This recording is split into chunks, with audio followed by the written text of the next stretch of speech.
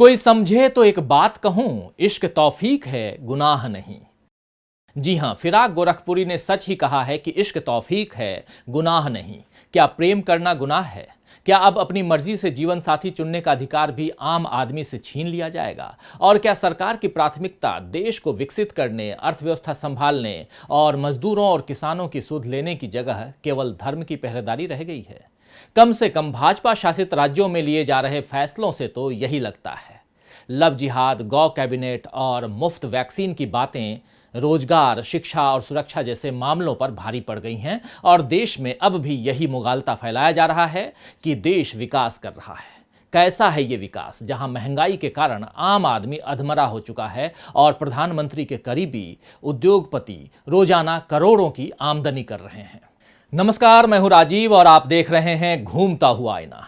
तो आज आईने की नजर से यही समझने की कोशिश करेंगे कि प्यार पर आखिर सरकार पहरेदारी क्यों करना चाहती है और जिन बातों पर सरकार का ध्यान होना चाहिए, जैसे महंगाई पर काबू करना या रोजगार उपलब्ध कराना या अन्नदाताओं की चिंता को समझना, उनसे सरकार नजरें क्यों फेर रही है।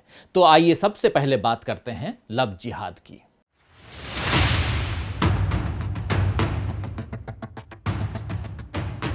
मध्य प्रदेश में उपचुनाव की जीत के बाद शिवराज सरकार तो बच गई और अब भाजपा खुलकर अपने एजेंडे पर बात करने लगी है। राज्य में धर्म स्वातंत्र्य अधिनियम 2020 नाम से कानून लाने की तैयारी हो रही है। मुमकिन है कि दिसंबर-जनवरी के विधानसभा सत्र में इसे पास कराकर राष्ट्रपति को भेज दिया जाएगा। खास बात यह है कि मध्य प्रदेश में धर्म स्वातंत्र्य अधिनियम नाम से 1968 में कानून बना हुआ है, जिसमें संशोधन किया जा सकता था, लेकिन सरकार ने नया कानून बनाने की ठानी है, जिसमें धर्म परिवर्तन के लिए कलेक्टर से पहले इजाजत लेने को जरूरी किया जा रहा है। अब जबरदस्ती या अन्य तरह से धर्म परिवर्तन कर शादी करने वाले के माता पिता, भाई बहन और रिश्तेदारों और बाकी मददगार भी आरोपी बनाए जाएंगे। ये नया कानून विशेष रूप से धर्म परिवर्तन के लिए शादी करने वालों पर शिकंजा कसने के लिए लाया जा रहा है। इसमें धर्म परिवर्तन के बारे में साफ गाइडलाइन होगी।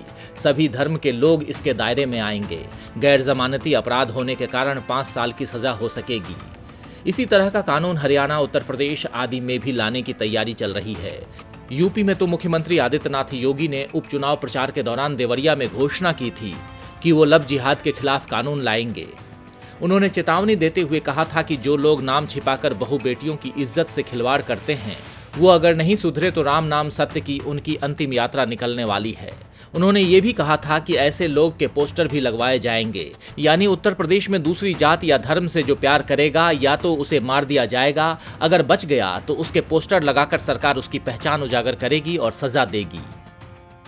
तो कितने हैरत की बात है कि मध्य प्रदेश से लेकर उत्तर प्रदेश तक महिलाओं पर अत्याचार की कई गंभीर घटनाएं होती हैं। यूपी का हाथरस मामला तो इस बात का प्रमाण है कि पुलिस और सरकार किस तरह गरीबों और पिछड़े तबके के लोगों पर अपना रौब चलाती है। इस कमजोरी को दूर करने की बात पर योगी जी चुप्पी साध जाते हैं, लेकिन लव जिहाद पर राम नाम सत्य की धमकी देते हैं। क्या ऐसी भाषा किसी सीएम की होनी चाहिए? खैर, आइए जरा लव जिहाद के मसले को समझने की कोशिश करते हैं, जिस पर इतना हंगामा बीजेपी खड़ा कर रही है। 2009 से पहले लव जिहाद जैसा कोई शब्द हिंदुस्तान की राजनीति में खास प्रचलित नहीं था, लेकिन 2009 में यह दावा कुछ लोगों की ओर से किया गया कि केरल और कर्नाटक के कई क्षेत्रों में गैर मुस्लिम औरतों को प्यार और शादी का झांसा देकर धर्मांतरित किया जा रहा है। इसके बाद कई छोटी बड़ी घटनाओं में इसका इस्तेमाल हुआ। खास बात यह है कि केंद्र सरकार साफ तौर पर कह चुकी है कि कानून में लव जिहाद की कोई परिभाषा नहीं है, यानी कानून में इस तरह का कोई शब्द है ही नहीं, लेकिन टुकड़े टुकड़े गैंग की तरह ही इसे भी साजिशन प्रचारित किया गया है। गौरतलब है कि लव जिहाद कट्टर हिंदूवादी संगठनों द्वारा इस्तेमाल में लाई जाने वाली शब्दावली है, जिसमें माना जाता है कि हिंदू महिलाओं को जबरदस्ती या बहला फुसलाकर उनका धर्म परिवर्तन कराकर मुस्लिम व्यक्ति से उसका विवाह कराया जाता है। 3 साल पहले 2017 में केरल के हादिया अकोशन केस के दौरान इसका प्रयोग देश भर में फैल गया था। तब यहां तक इल्जाम लगे थे कि इसके पीछे कोई आतंकी साजिश है, लेकिन अदालत में ये सारी बातें बेबुनियाद साबित हुईं। मामला केवल इतना था कि 2 बालिग लोगों ने अलग अलग धर्म का होने के बावजूद प्रेम विवाह किया था और इसके लिए लड़की ने अपना धर्म बदला था। वैसे लोगों के धर्म परिवर्तन को लेकर देश के कई राज्यों में कानून भी बना हुआ है, लेकिन इसमें लव जिहाद शब्द का कोई उल्लेख नहीं है। और ये बात याद रखनी चाहिए कि लोग विवाह के अलावा भी कई कारणों से धर्म परिवर्तन करते हैं। संविधान निर्माता बाबा साहब अंबेडकर ने हिंदू धर्म अपनी मर्जी से छोड़ बौद्ध धर्म अपनाया था और हाल ही में हाथरस की घटना के बाद गाजियाबाद में हजारों दलितों ने हिंदू धर्म त्याग कर बौद्ध धर्म अपना लिया था। तो मध्य प्रदेश, हरियाणा और उत्तर प्रदेश के अलावा अब गोवा, कर्नाटक, बिहार जैसे भाजपा शासित राज्यों में लव जिहाद के खिलाफ कानून बनाने की बात उठने लगी है। राहत की बात यह है कि राजस्थान, केरल, छत्तीसगढ़, झारखंड, पंजाब, दिल्ली, पश्चिम बंगाल जैसे राज्यों से इस तरह के कानून के खिलाफ नेताओं ने आवाज उठाई है और इसे निजी आज़ादी पर हमला बताया गया है। ये वाकई फिक्र की बात है कि अब सरकार प्रेम करने या न करने पर अपनी मर्जी थोप रही है। वैसे कोई किससे प्यार करे, किससे शादी करे, इस मामले में राज्य का दखल गैर जरूरी और व्यर्थ है। इस तरह का कानून निजता का और स्वतंत्रता के अधिकार को छीन लेगा।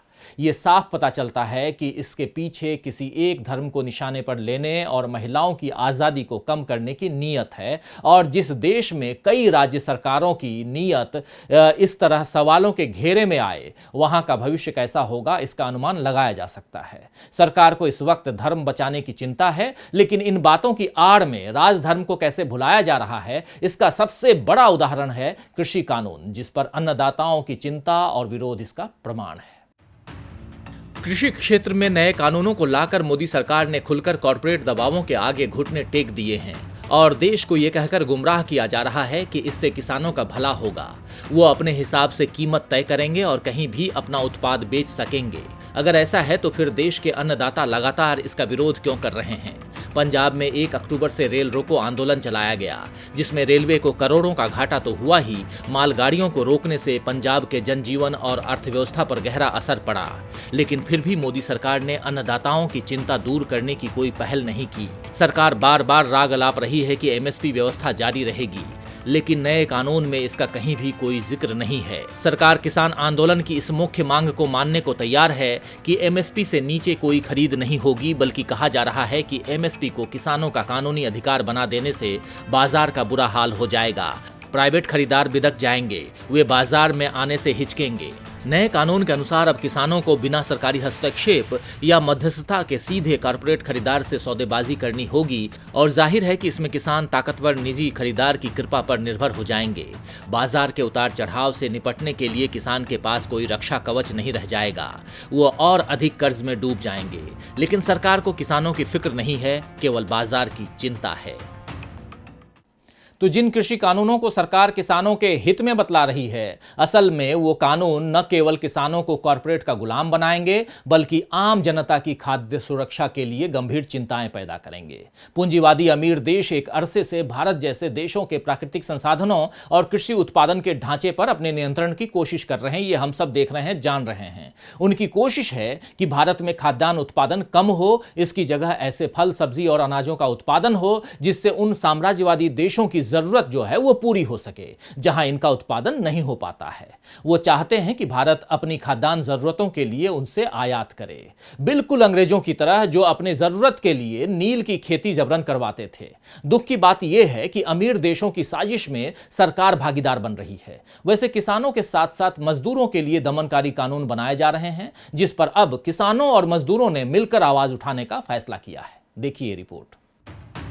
26 और 27 नवंबर को देश के सारे किसान और मजदूर संगठनों ने मोदी सरकार के खिलाफ हल्ला बोला है। Joint platform of central unions and sectoral federations and association के बैनर तले मजदूरों की राष्ट्रव्यापी हड़ताल होगी।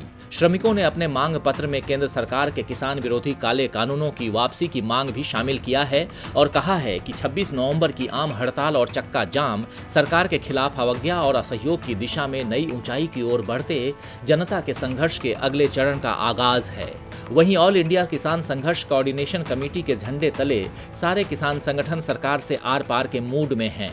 आपको बता दें कि आपदा को अवसर में बदलते हुए मोदी सरकार ने पिछले कार्यकाल से लंबित पड़े कथित आर्थिक सुधारों को एक महामारी के दौर में चुपके से कानूनी जामा पहना दिया है। मजदूरों के काम के घंटे, हड़ताल का अधिकार सब मालिकों के पास गिरवी रखने की तैयारी हो गई है। वैसे श्रमिकों के विरोध का एक प्रमुख बिंदु पब्लिक सेक्टर के निजीकरण का है, जिसमें औने पौने दाम में कॉर्पोरेट के हाथों देश के संसाधन सौंपे जा रहे हैं। रेलवे, रक्षा, तेल, कोयला, बैंकिंग, दूरसंचार क्षेत्र आदि में ये अभियान धड़ल्ले से जारी है। हालिया मामला बीपीसीएल का है, जो पिछले 5 साल से सालाना 8 से 10 हजार करोड़ लाभांश कमा रही है, लेकिन अब उसे बेचा जा रहा है। लगभग 9 लाख करोड़ की इस कंपनी के सौदे में 4,46,000 करोड़ राष्ट्रीय संपत्ति के नुकसान का अनुमान है। किसान और मजदूर बिजली क्षेत्र के निजीकरण के लिए लाए जा रहे electricity amendment bill 2020 and standard bidding document का भी विरोध कर रहे हैं।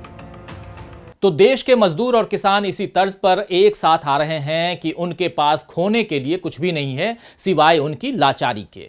इन दबे कुचले लोगों को सरकार और रौंदने की कोशिश कर रही है, लेकिन जिस विरोध को वो तिनके के बराबर समझ रही है, अगर वो आंख में पड़ जाए तो उस तकलीफ को भुगतने के लिए भी सरकार को तैयार होना चाहिए।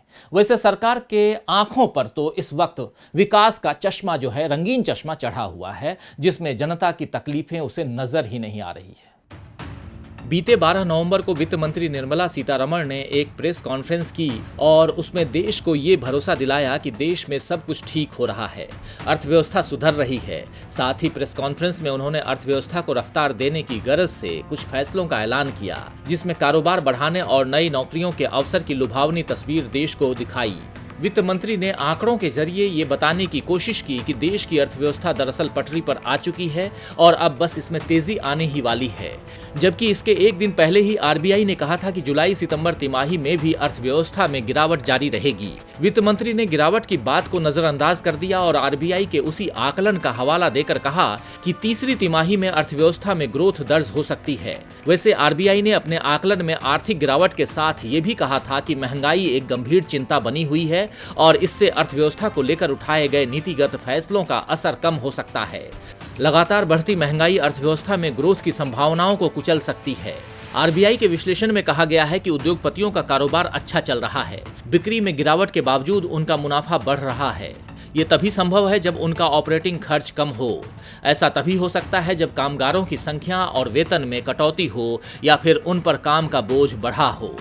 आरबीआई ने अपने विश्लेषण में ऑटोमोबाइल सेक्टर में आए उछाल का भी खुलासा किया है। दरअसल वाहन कंपनियों की ओर से उत्पादन में जिस इजाफे का ग्रीन शूट्स के तौर पर स्वागत किया जा रहा था, उसकी कलई federation of automobile dealers association ने खोल दी है। ये बताया गया है कि अक्टूबर में दोपहिया वाहनों की बिक्री 27% कम हुई, पैसेंजर गाड़ियां 9% कम बिकी, कॉमर्शियल वाहन 30% और 3 व्हीलर्स की बिक्री में 64% की कमी आई है। यानी गाड़ियां बनी लेकिन बिकी नहीं।